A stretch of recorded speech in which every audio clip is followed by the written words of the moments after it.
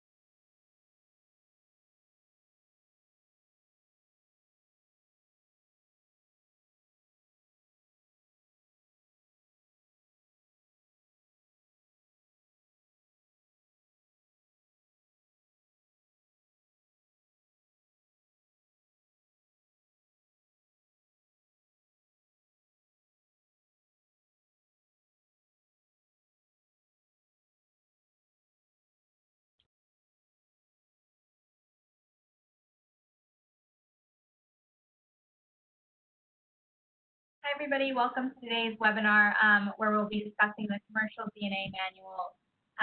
I just wanted to run through a couple of housekeeping items before we go ahead and hand things over to our excellent presenter today.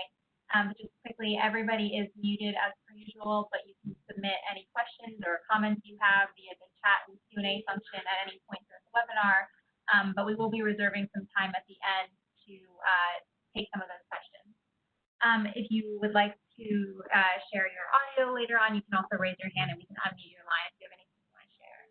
We are recording the webinar and we will make that available to all registrants afterwards via email, so along with the slides as well. So that will all be shared after the session is over. With that, I will pass things over to Liz Demetrio, who's a Program Director on LISC Economic Development Team. We'll be talking a little bit more about how the Commercial DNA Manual is an important tool for commercial districts across the country. Thanks, Sarah. So as part of our comprehensive community development approach, LISC pools private and public resources to help underserved communities and business districts thrive. We do this by working with and through our partners to ensure that the benefits of this work reach all people, places, and businesses. You will have the lucky benefit of listening to this work through the experience of our partners directly during this webinar. Based on our experience, a successful revitalization effort begins with an assessment, is grounded in data, reflects local priorities and conditions, incorporates the value of local assets, leverages regional opportunities, and provides a space for dialogue among stakeholders. The Commercial DNA covers all of that and then some. I really love this tool because it's not only about the outcome, it's also about the process, getting multiple stakeholders to talk to each other and to really understand what the benefits of a particular district is and how they can leverage things around them. So with that, I'm thrilled to introduce Eva Alligood, who along with the LISC New York City team was not only instrumental on bringing this resource to fruition, but also in field testing it through the Commercial Corridor Challenge in several neighborhoods right here in New York City. Thank you, Elizabeth. Thank you for that welcome. Again, good afternoon, everyone. I'm really excited to welcome you to this LISC webinar. I'm Eva Alligood. I'm the Deputy Director of LISC's local program here in New York, LISC New York City. And I provide the strategic direction for LISC New York City's programs and partnerships. And have been overseeing our commercial corridor work since its inception in 2016. I'd also like to give a shout out to my colleague, Paula Garrido Estevez, who's been expertly managing our corridor challenge work with our community-based partners. So what you're going to be hearing about shortly is the body of that work. Before we kick things off to specifically dive into this guide, I want to provide some background on how it came about. And it's really the product of an innovative public-private partnership between LISC New York City, and that is City with an I, and City with a Y, the New York City's Department of Small Business Services, also known as SBS. So this work started in 2015 with a number of conversations where, at SBS's request, we offered to fund the codification of a methodological framework that the city could use to diagnose corridor needs and define the strategic market-based investment strategies that would be informed by community perspectives. And this guide was developed by our consultant and former LISC National Director of Corridor Revitalization Programs, Larisa Ortiz, who's going to be providing all the information in this webinar. And the tool was called the Commercial District Needs Assessment, also known as CDNA. The assessment was informed by LISC's research and extensive experience utilizing community insights to clarify and help interpret quantitative data, as well as Larissa's 2 decades of consulting experience working with communities around the country, many of them LISC sites. So we're pleased that SBS now uses this assessment framework as a key component of its Neighborhood 360 program, and that city leaders have endorsed the expanded use of the tool throughout various New York City neighborhoods. A valuable outcome of this initial work on the CDNA was the creation of a program called the Commercial Quarter Challenge, which was funded by LISC and Citi and kicked off in early 2017. As I said, it's a partnership with both the Citi with an I and SBS. And it strengthens and revitalizes the streets, small businesses, and community-based organizations that anchor New York City neighborhoods. In the first round of the Quarter Challenge, we provided funding and technical assistance to 3 community-based organizations who were participating in the Neighborhood 360 program. And they were provided with assistance to carry out early action interventions. And these addressed quarter fundamentals, including safety, visibility, and promotion, and were informed by the CDNAs that the partners had already conducted or were in the process of developing. And the first round concluded in 2018, summer of 2018, and we're now in the second round towards the end of it, providing an additional 4 groups with technical assistance and grants. So as part of this second round, we're really codifying all the lessons learned and the tools that have been developed. And so that's why we're pleased to present to you this guide, which Larisa will walk you through. And we're also thrilled that you're going to hear examples of how the tool has been used in neighborhoods throughout New York City from our community-based partners. So you'll be hearing from them as part of the presentation. So a big shout out to the entire team that has created all this work. I'd like to thank Citi especially for funding it. And I'm pleased to turn things over next to Colleen Galvin, who's the Senior Vice President of Citi Community Investing and Development. We thank you for your partnership. And with that, I'll turn it over to Colleen.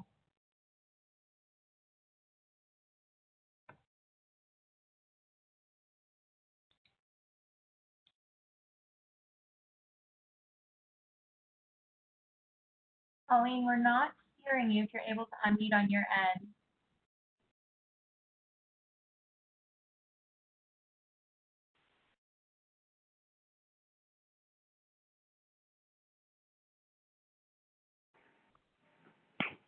Colleen? Can you hear me? Hello? Yep, we can hear you now. Oh, fabulous. Sorry for that. Having audio and video challenges today. Hi, everyone. I will be very brief because I want to get to the meat of the presentation that you're all here to hear about from Larisa today and Eva and the team.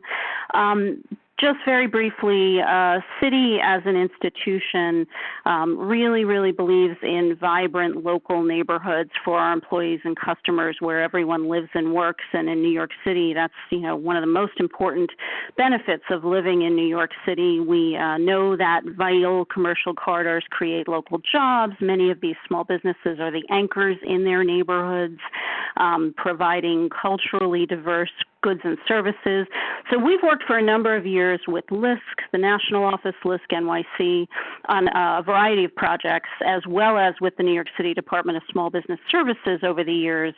And I can't say enough about the partnership, bringing together very strategically and intentionally resources to support these critical community-based organizations you're going to hear from to support the local neighborhood businesses. And I think, we are in unprecedented times. That goes without saying in the current pandemic crisis. But I would like to think, and we'll hear from them, that because of the Commercial Corridor Challenge and the work on the CDNA tool, that these organizations are better prepared than ever to help their local businesses pivot in the crisis and come up with new and creative solutions for surviving and thriving. So thank you again for inviting me to join, and I will turn it over to Larisa Ortiz. Hi there. Thank you, Colleen. Well, I could not be more thrilled to see this day. For those of you, on this call, this commercial DNA strategy is 2 decades in the making, quite frankly, and it's really rooted in not just my experience, but the work that I saw and was so impacted by while at LISC, while running LISC's national program and commercial corridor work so many years ago. And LISC really was known and had changed community development through the comprehensive community revitalization program that occurred in the South Bronx. And I was so impacted by how looking and thinking about a community in a comprehensive way really changed and affected outcomes. And it infused itself in my work, continued to be reinforced by the work through LISC sites. And when this opportunity came to sort of share this back with the city, we were thrilled, and we're thrilled to have, Citi as a partner in this. And, I think, Colleen said it, we're here living through unprecedented times, and in some ways, both COVID and the civil unrest are making it even more important for us to take stock of the impact of both of these, really the pandemic, the impact we've seen on all of our corridors, and understand what it is we need to do to resolve these issues and help our businesses succeed.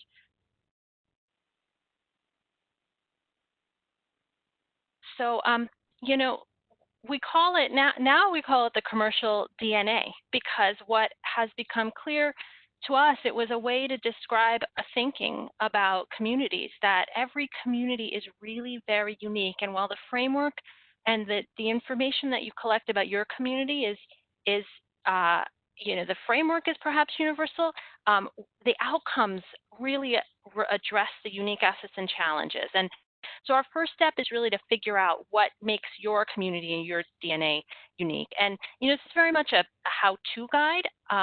And we recognize that, some communities will have the ability to do this on their own, but others may need help. And, either way, the framework is applicable in both cases. So the commercial DNA framework is really about looking at 4 key categories of data and collection. And, it's really like a four-legged stool, so to speak, where we have, 4 pieces of a puzzle that are so critical to who's doing this work and how it gets done. And I will go through these, very clearly one after another with respect to adaptive capacity, business environment, physical environment, and market demand. The first thing I'd like to talk about is adaptive capacity. And what is that really? I think about it as the question of who's getting this done? Who's doing the work? What resources do they have to do the work? And it's the first step in this process. When I first arrived at LISC so many years ago, the comprehensive community approach always began with talking to 100 people in your community and understanding their perspectives. And in many ways, this is informed by that. The first thing we always need to do, and especially in communities, underserved communities, diverse communities, is who are the leaders? Sometimes they're not who you expect, but we have to take stock of who they are. what their ability is to get things done, what resources they have, both human and financial, and what are the regulatory and policy frameworks that perhaps are standing in the way of the kinds of improvements that we need in our communities. And so the first step is often really taking stock, doing a stakeholder mapping exercise. And I always encourage communities to think broadly about who might help lead and champion these commercial corridor efforts. Certainly it could be your local community-based development organizations. You should start there. But it might include civic and cultural institutions, whether that's a local museum or it might be a local hospital, an anchor institution. Major property owners and landlords are often good partners if they control a significant piece of the asset, and they can be great partners in these efforts. Who are they? Who is it that you need to talk to? And really listing those out as part of this effort. Who the merchants and merchant groups are. That might include a local business improvement district. It might include a chamber. Who your resident leaders and resident groups might be. Those are the customers in many of these commercial corridors, so we have to include them. And then finally, federal, state, and local elected officials. So this is a very robust list of who might be there to help you. And when you look at each of them, you really have to understand how each might be partners and champions. The first question you should ask is, how aligned are each of those organizations' mission with commercial revitalization? That will give you a sense of how open they will be to a conversation about supporting your effort. The second is, what's their budget? What funding sources do they have, and what experience do they have managing grants? Are they in a position to serve as a fiscal conduit for this work? And third, the skills and expertise of the staff in relation to economic development. Is there anyone on that staff that's itching to do this work or has a background in this work? And so scouring and determining case by case, which partner might be in the best position to help you. The second piece of adaptive capacity I call the regulatory environment. And what we often see in commercial districts is there's a lot of stuff embedded in the zoning codes and the regs that make it very difficult for businesses to do what they need to do to turn a profit. That might include signage and awning restrictions that make it hard for pedestrians to see and identify them. It might include parking regulations that make it difficult for a grocery store, for instance, to locate in your community because they don't have sufficient space for parking. It might make it hard for storefronts to create the storefronts that they need to be attractive to passersby. So storefront design guidelines. So we always look at that question, and then the other piece of this is if you were to recognize that you don't have an organization to lead this effort, do you need to create one? And in New York, we have business improvement district enabling legislation that might allow for you to form a business improvement district, but in other states and communities you don't. So that's often a step that we go through to determine whether, if we do need to create an organization because we've identified a gap. And now I want to pass it to Kat Joseph, who's the Director of Neighborhood Planning for SBS, and she can sort of speak to how SBS has used this tool and how they've been able to harness it as a resource. Kat? Yeah, thank you, Larissa. As Larissa mentioned, my name is Kat, and I'm the Director of Neighborhood Planning at New York City Small Business Services, and I focus on the management of a program called the Neighborhood 360 program. Now, in terms of the CDNA tool, it really serves as a foundational component for our actual program. So it's essentially the tool that guides New York City community-based organizations through the process of gathering all of the data and information that Larissa mentioned in order to identify the appropriate strategic interventions to improve the conditions of their local communities and those surrounding commercial corridors. And so really through the program, we envision the CBOs playing a lead and proactive role in the planning, development, and advocacy for the needs of their commercial districts. And so really what the tool has allowed us to do, especially as it relates to adaptive capacity, is really help our partners build those relationships on the ground. And one of the key reasons why that has been important and even pivotal to helping our partners really be able to move forward with implementation is, one, being able to kind of really heal a lot of those trust issues some of our communities have had either with government or even with the community partners on the ground. So really rebuilding those relationships and that trust, which really enables us to engage with the small businesses in order to really dig deep and identify what are those issues and how could our funding be rolled out in a way that will work on addressing those issues. In addition to that, part of the challenges that we have is that as a city agency, our funding tends to be limited. And so a lot of what our groups are trying to do when building these relationships is really trying to create some groundwork and connection so that they can develop a long-term strategy to really sustain the work beyond whatever funding it is that they're receiving.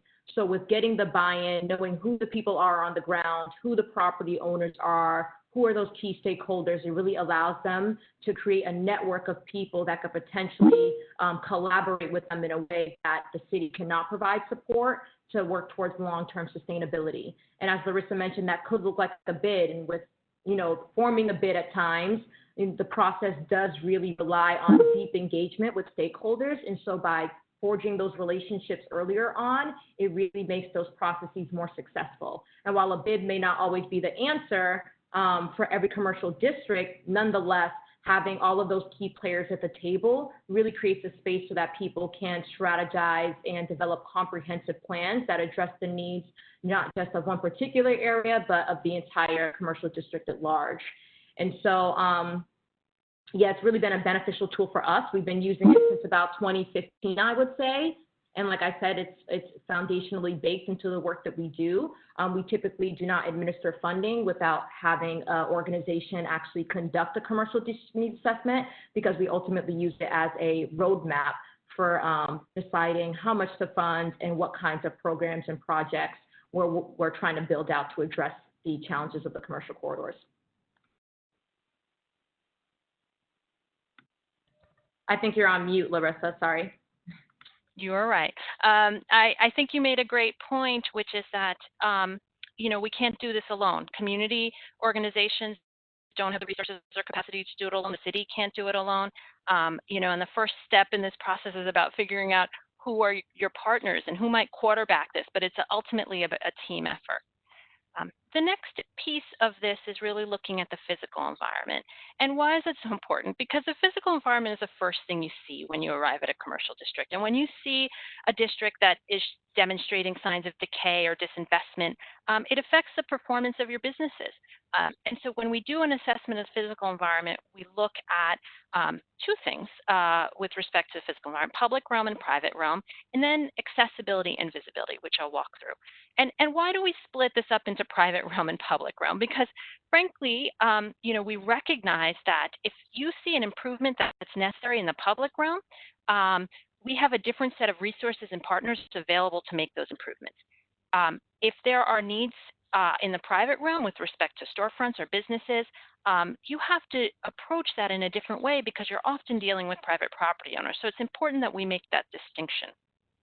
When we look at the public realm, the first things we generally look at, the basics, are the conditions of the sidewalks, the conditions of the street, street furniture, any amenities that we may see, what people think of often as placemaking, murals, artwork, banners, crime and safety issues, and the existence of open space. And we rate these, we determine where they are in relation to the businesses, and we make a determination as to whether some of these things need improvement or investment. The second is the private realm, what conditions the buildings are in, what conditions the storefront and signage for any individual business may be in, whether the interior retail spaces are the right size and what condition they're in. We've all walked into businesses that we know need a facelift, and we know that's hurting their business prospects. And when we don't have buildings, sometimes it's looking at what opportunity sites do we have that might be vacant, that might support redevelopment, and how do we incorporate that into our plans for the corridor. And then finally, assessing the district accessibility is so critical, because you are not a successful commercial district if your customers cannot easily get there and leave. And we call this the pathway to purchase. So, how are they getting there? In some environments, transit and public transportation is really critical.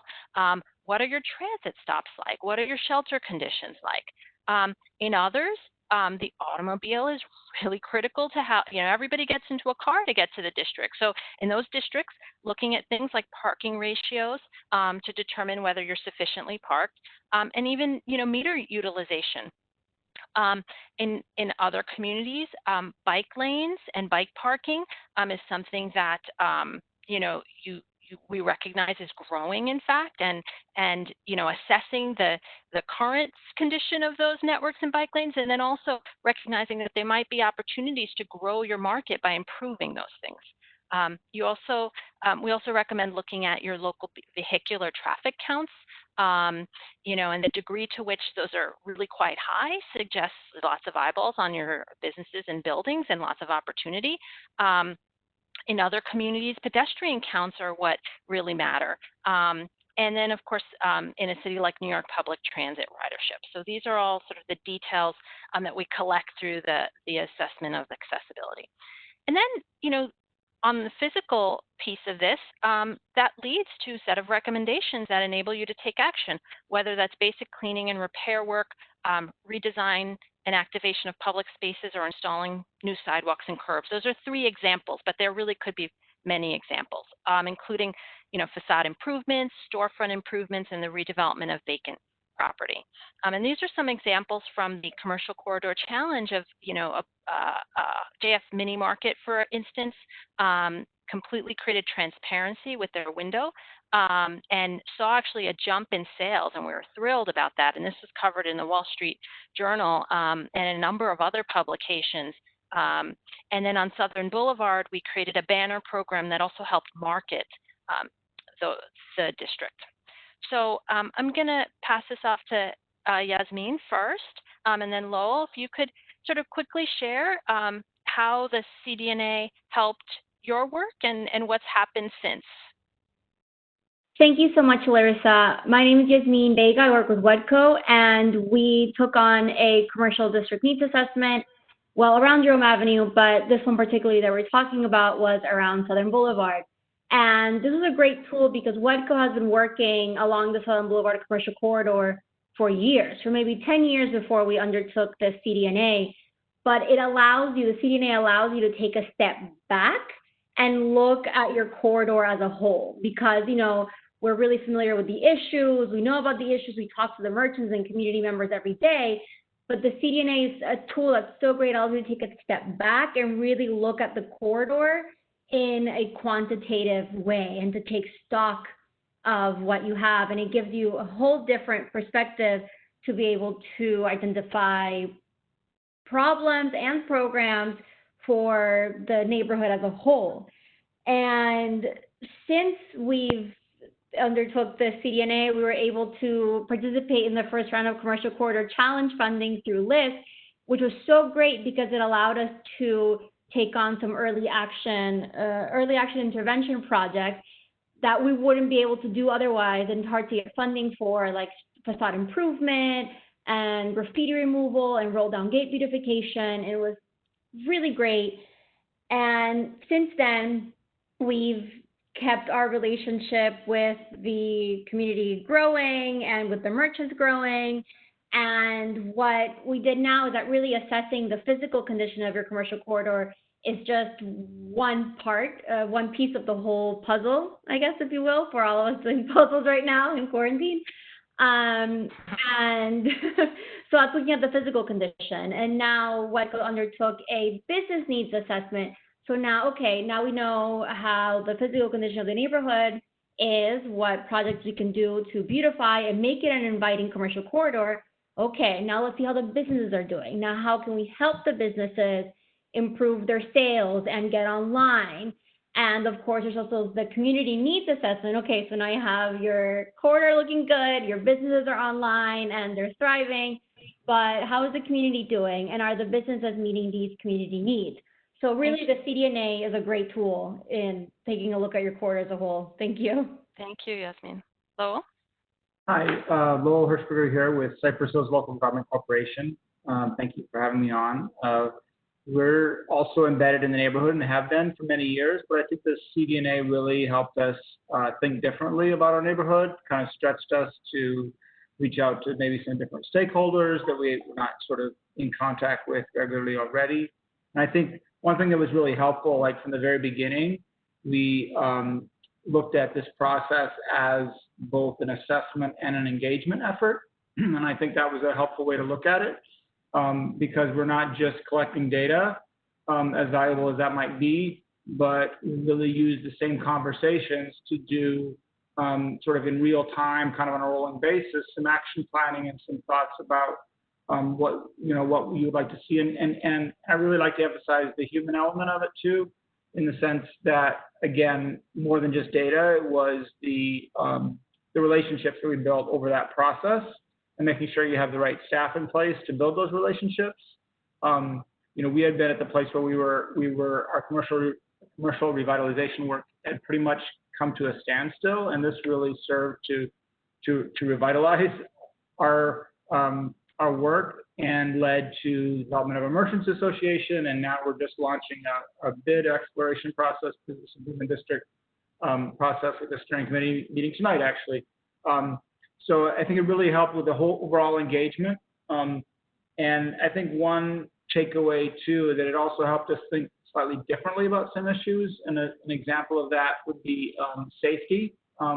Came up as the #1 concern in our community from the CDNA, but kind of digging into it and kind of with the guidance of LISC and others, we sort of began to see the safety as not just sort of, okay, we need more police, right? Like it's about lighting, it's about transparency in the storefronts.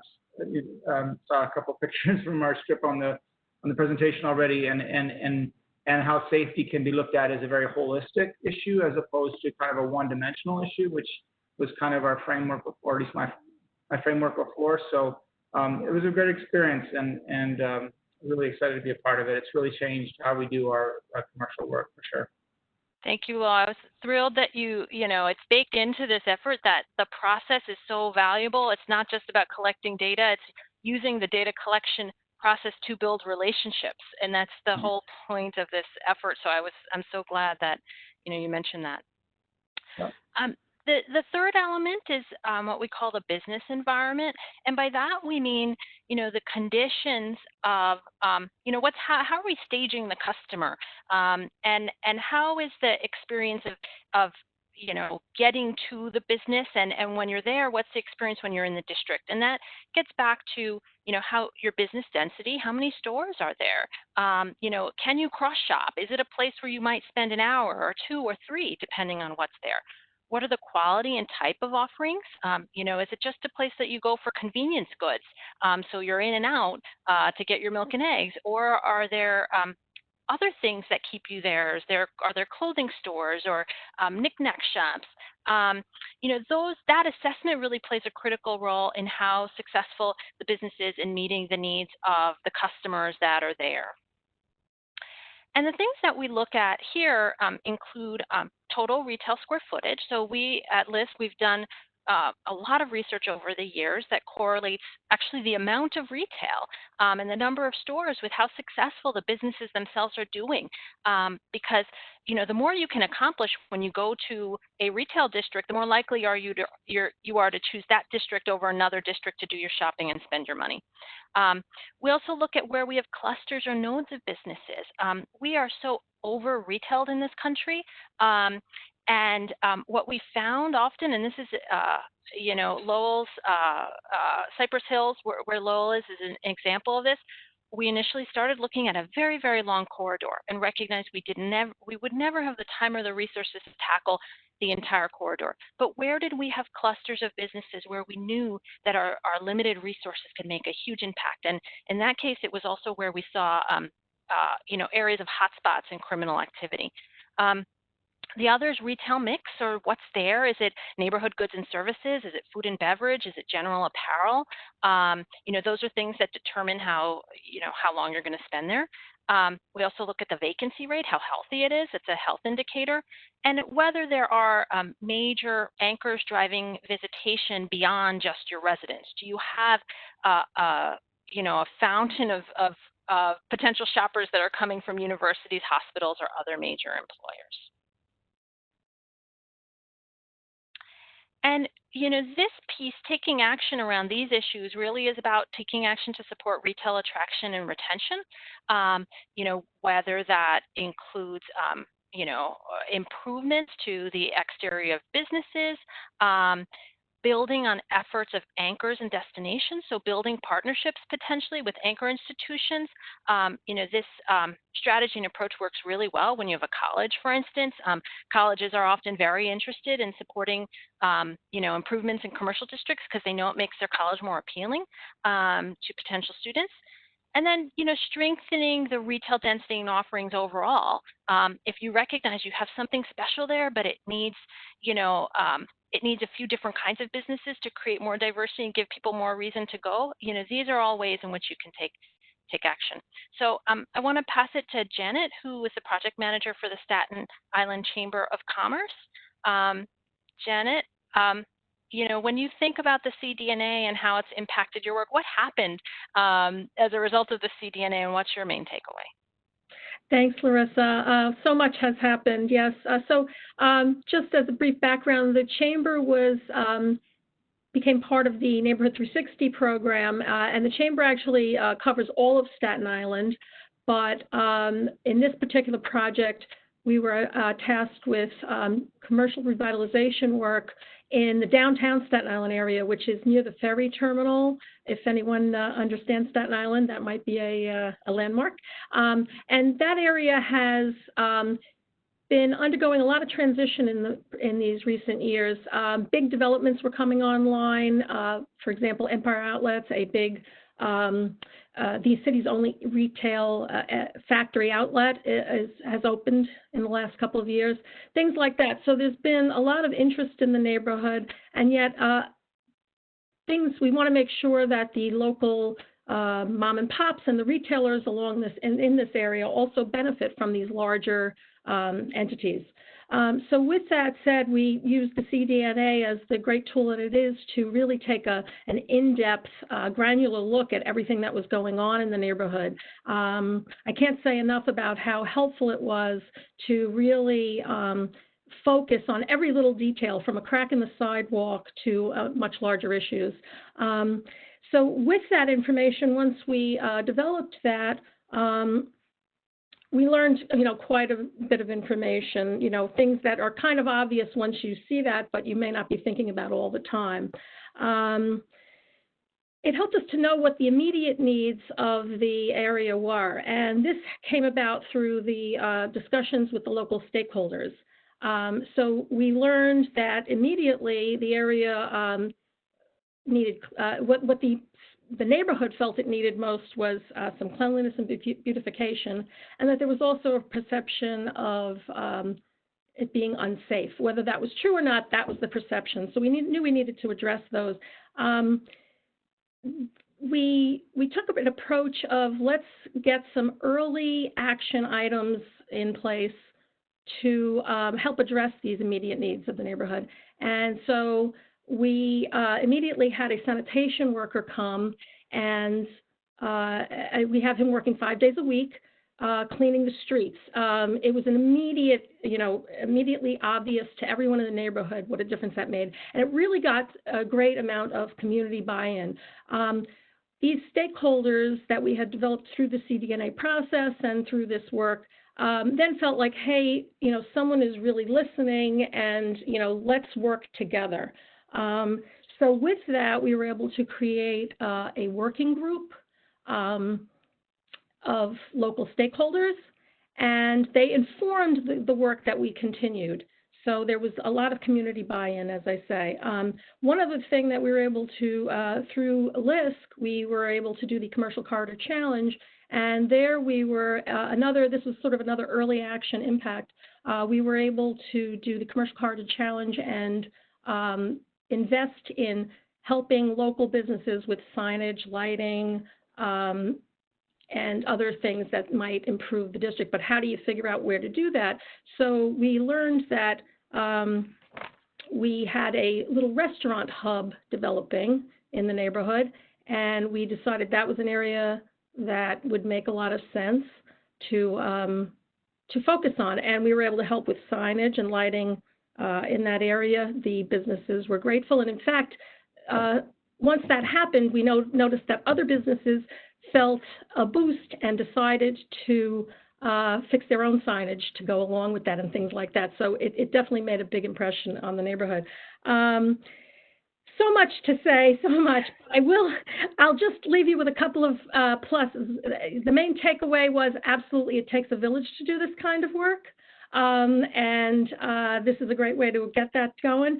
Two quick things. We have a bid steering committee formed, which morphed out of our working group, and we are about to begin our public outreach phase, which is the second phase of bid development. And also, through this work, we were able to collaborate with some neighbors, some other stakeholders, the borough presidents, and another group, and we were able to win a $10 million grant for it's called the DRI, Downtown Revitalization Initiative through New York State, and we will be getting that for some big capital improvements. And anyway, thank you so much for everything. Thank you, Jen. And I love hearing you talk about the impact this has had.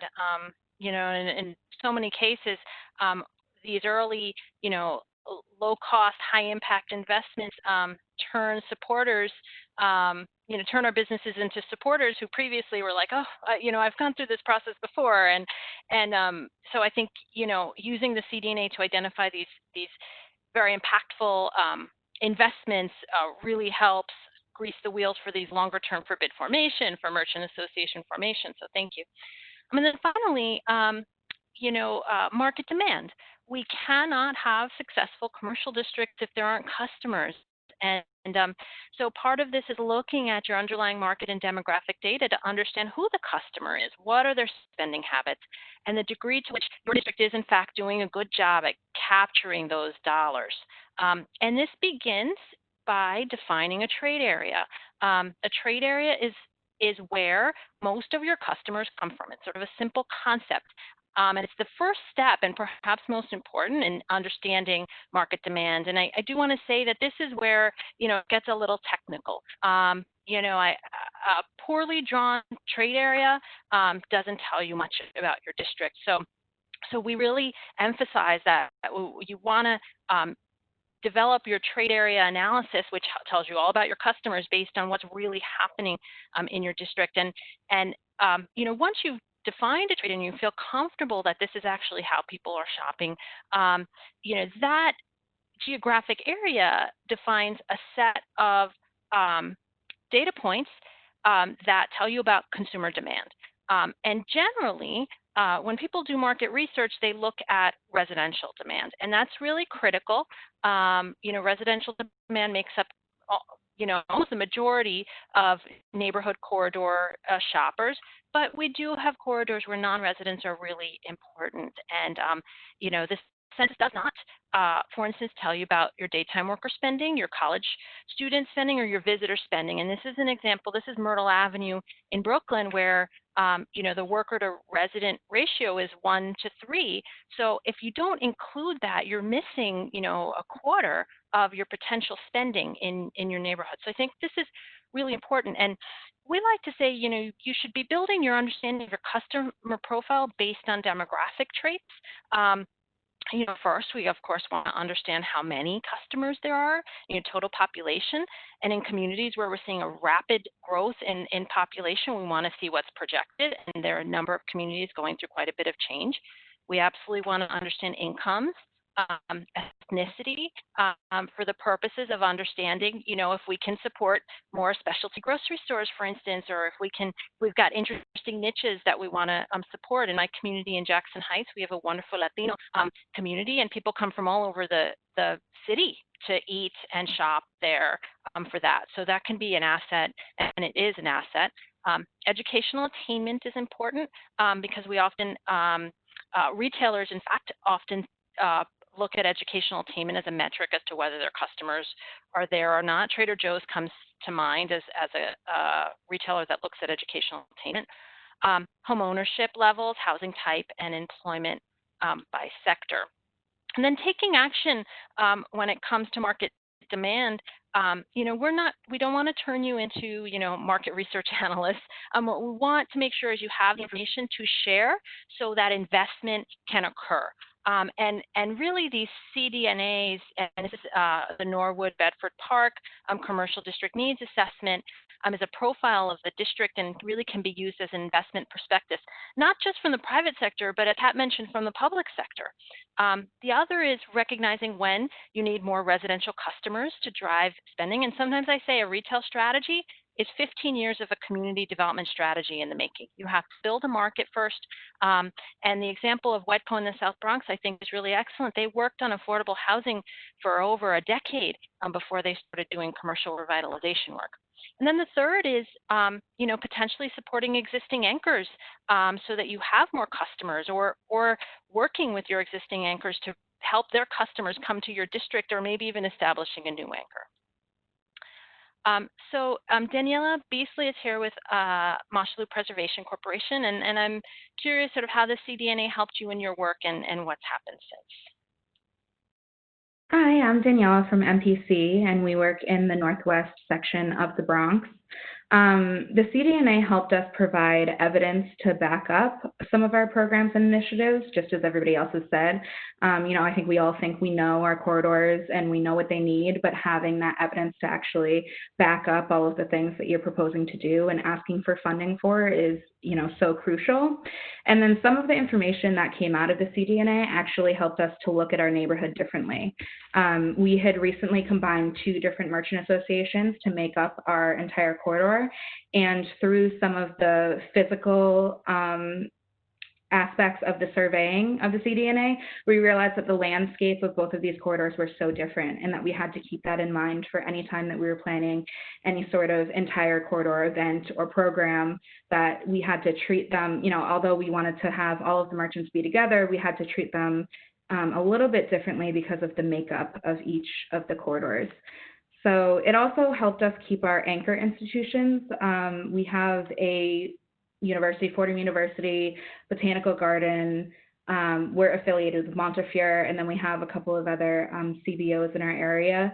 So they were involved in the CDNA process, which helped us strengthen our bond with them, but also the end result helps keep them informed of what's going on in their own communities and helps us connect for any time that we want to collaborate on any initiatives.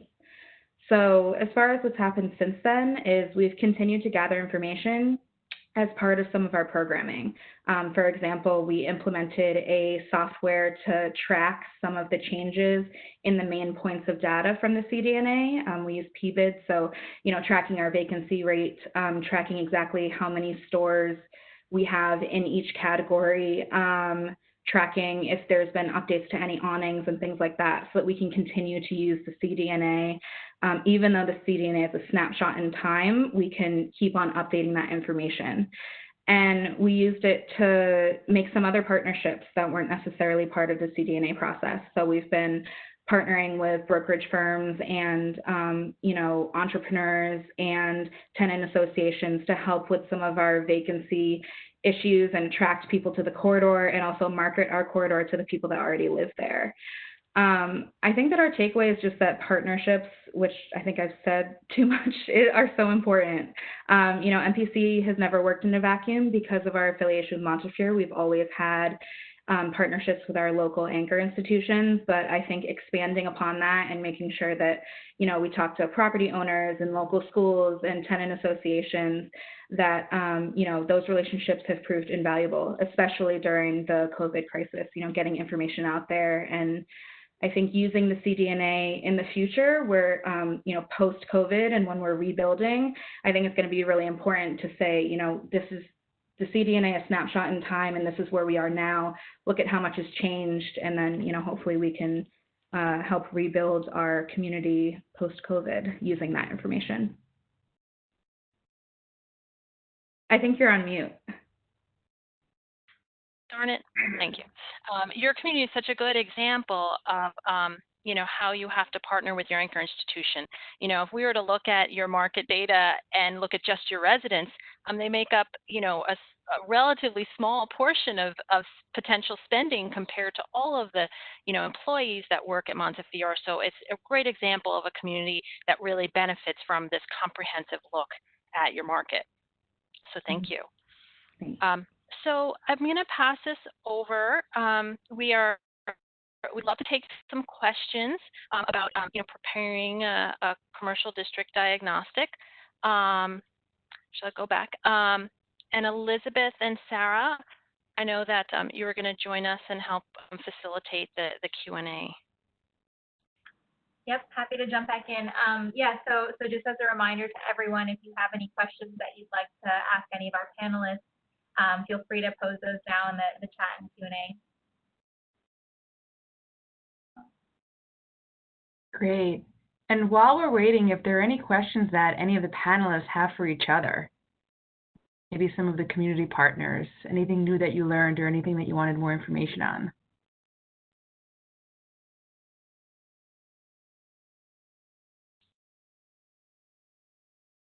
I will add, it's so rewarding to really hear the continued long-term impact of, something what seems so dry, which is data collection. In fact, has such a rich series of real-life impacts in so many of these communities, and it's always so exciting to connect back with all of the groups that have done this work on the ground.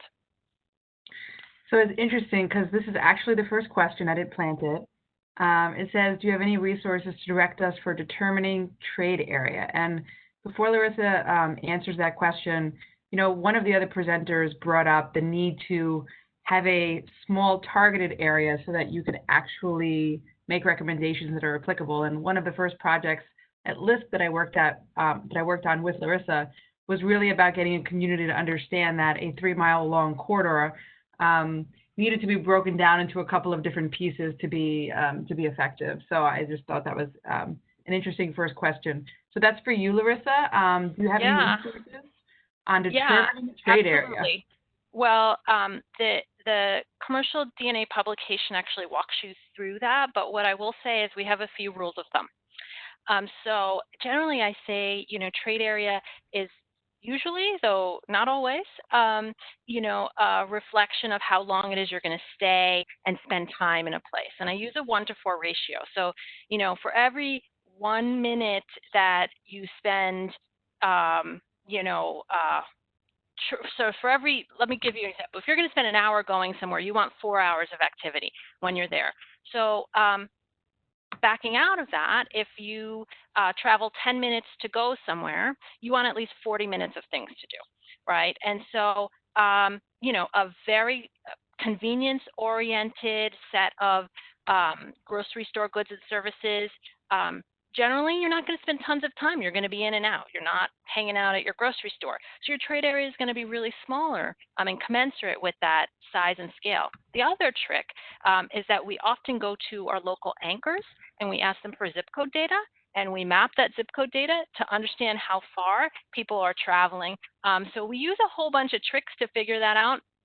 And sometimes, you're surprised, but, it's definitely a little bit of art and a little bit of science, but those are some good rules of thumb for you. Yeah, great. So the next question is from Karen Long. How would you consider changes to market demand due to COVID? Oh, I love that question. Gosh, we really have a challenge before us. In districts with lots of office workers, for instance, if people continue to work from home, we are going to see a real change in demand. And we've been doing some work in a office district in New York that 80% of their daily customers are office workers. So I shudder to think about the impact on the businesses who depend on those. I don't see how they survive. On the other hand, I think our neighborhood corridors are much more resilient in many ways because if people are now working from home, there's discretionary spending during the day that previously wasn't there. So I think we can assume more spending and there might be more opportunities. So, I think there are going to be winners and losers in this. And how this affects us long term is going to depend on how sticky work from home becomes as a way of life. And I think that the verdict is still out on that. But great question. And Sarah, if you're with us, I can see that we have 7 unanswered questions, but it's not allowing me to view the questions. If you can.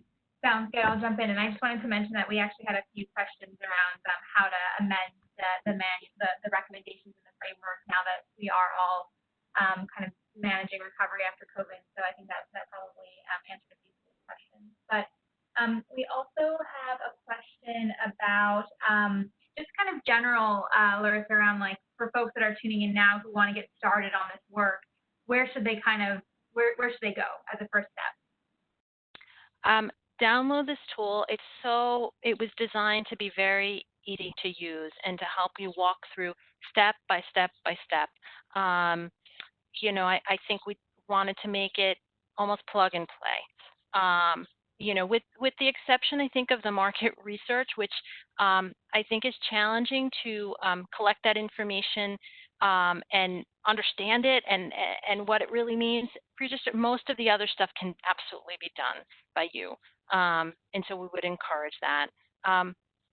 And what was the other question you had right before?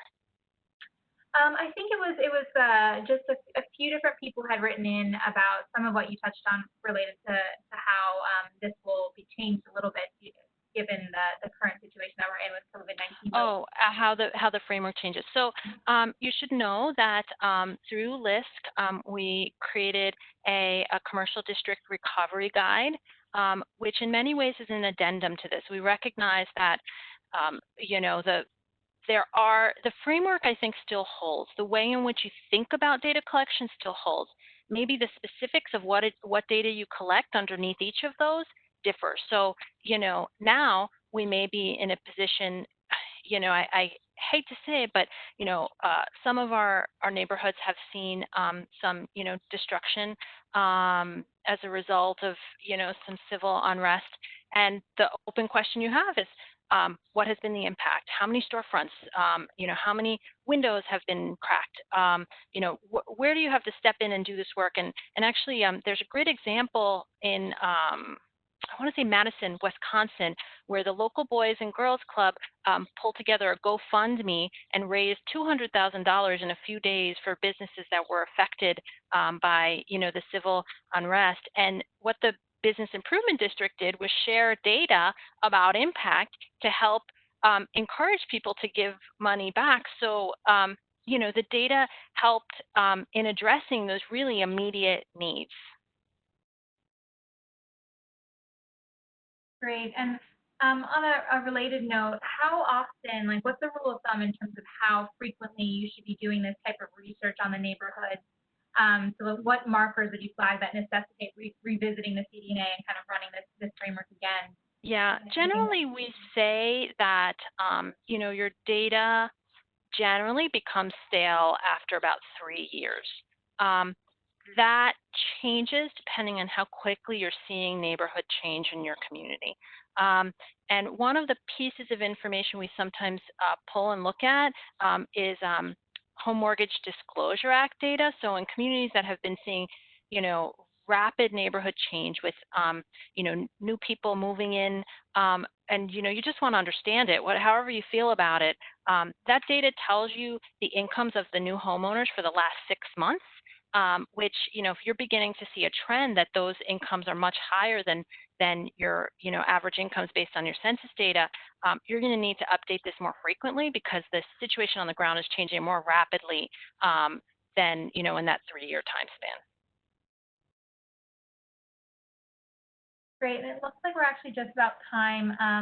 So, if we didn't answer your question during today's session, we'll be sure to pass it along to the presenters to try to get you an answer after the webinar and make that available on the recording page that we circulate to everybody that registered. But with that, I just wanted to personally thank all the presenters. We did actually also have a comment just that, pull it up right now. Sorry. Just an observation that this is a really informative webinar on both the CDNA work and the on-ground experience of all the presenters. So thank you. I echo that as well. But I'll pass things back to you, Larisa and Eva, if you want to sign us off. Thank you. I'm great. Thank you very much for this opportunity to share. Thank you, Larisa, and all the presenters. This is Eva Alligood again, and I'd just like to say, in summary, I think what you saw today is that data and information is power, and that's what we're trying to make sure we put in the hands of communities that have long been starved for that, for the resources and power they need to direct activity where it needs to go. So with that, I also want to direct everyone to our newly launched Commercial Quarter Resource Hub, which houses this publication, the recovery guide that was mentioned, and a lot of other tools that you all throughout the country can use as you revitalize quarters and help small businesses. So thank you, everyone, and we'll follow up with the presentation. Thanks, everyone. Enjoy the rest of your day. Bye-bye. Thank you.